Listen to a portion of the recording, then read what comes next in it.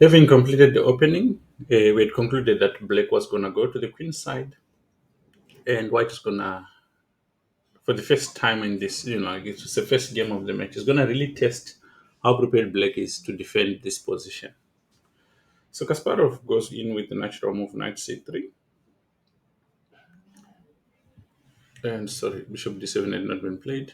Kramnik goes bishop d7. Kasparov sees that the king is going queenside, so he's going to put the bishop on b2 to put pressure on the queen side.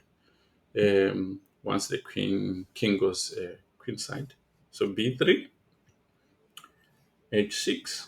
Since the king is going queenside, there's moves like knight g5 that you ideally want to avoid because they force you to move backwards to defend them. So it goes h6, bishop b2, king c8, and here h3. Um, One of the key ideas in for white in this line is preparing an advance on the king side, especially with the pawns.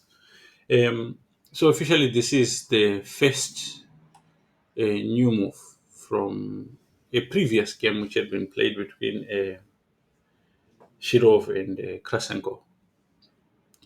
In that game, instead of h3, white had opted for rook a, d1, and went on to win that game. It's not the major focus of this particular video, but maybe we'll cover it. So h3 was played, and black goes b6. Now Kasparov goes rook a d1, and Kramnik goes knight e7.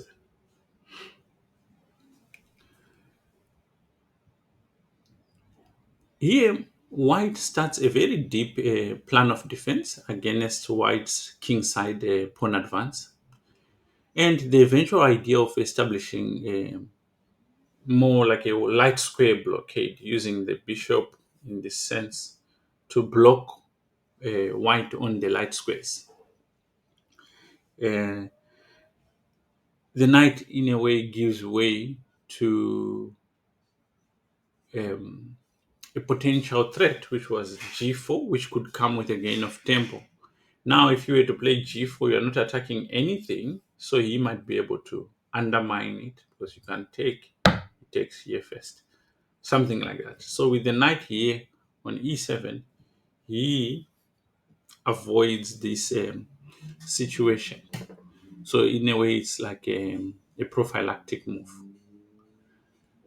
Um, Kasparov goes knight e2, and of course, if you look at the game records, Kramnik was using a lot of time to make sure that everything was the way exactly where it's supposed to be. Now, if this knight comes here, there's potentials for ideas like e6. So Kramnik immediately plays knight g6, not only putting pressure on e5, but also preventing this knight from becoming active like that. Here, Kasparov goes knight e1. I mean, you can see how direct he is in what he wants to do. Kasparov thought for about half an hour before coming up with this move.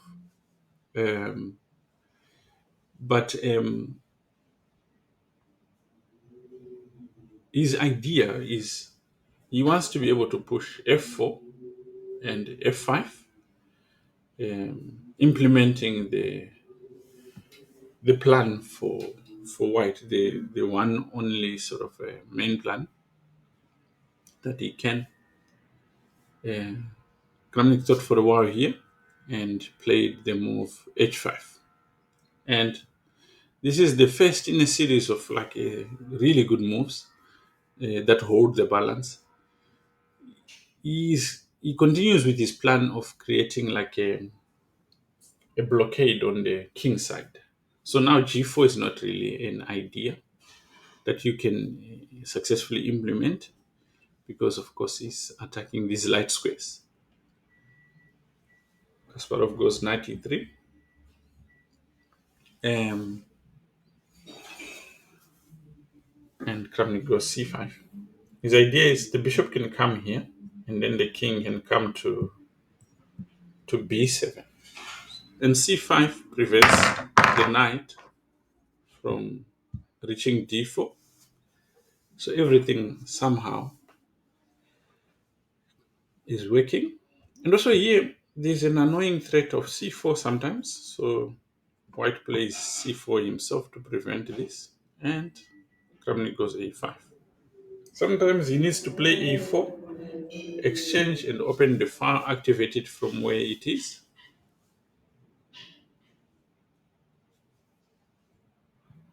Kasparov shuts it down. And now h4, just making sure that this advance on the king side can never go. Kasparov goes knight c3.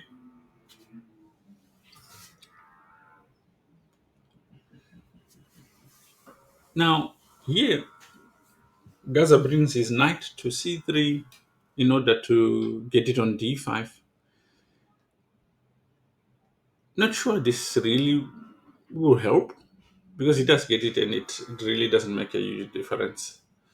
And after bishop e6, he goes for it. Knight d5. Kramnik calmly. Manuel castles his king.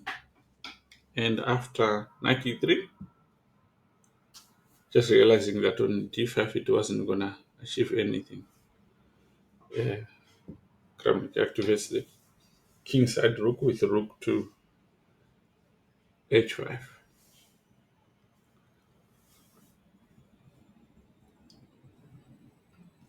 Here, Kasparov goes bishop c3. And this move, I think, really just marks time. He's showing that whatever plans he had, yeah, they haven't really worked. Kramnik manages to now get the queenside rook into the game with rook e8, rook d2, trying to double on the d file. The king comes back to c8 to help monitor the back rank.